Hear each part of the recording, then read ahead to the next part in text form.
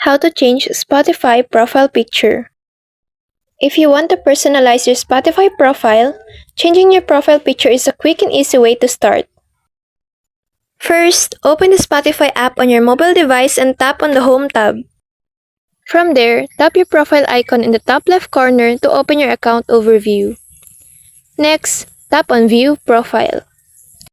Once you're on your profile page, tap Edit or the pencil icon, depending on your version of the app.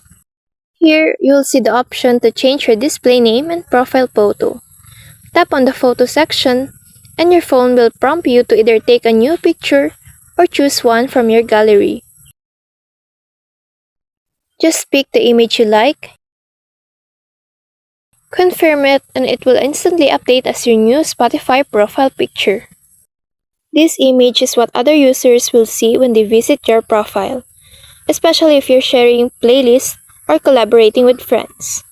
And that's all for this video. I hope this helps. Thank you.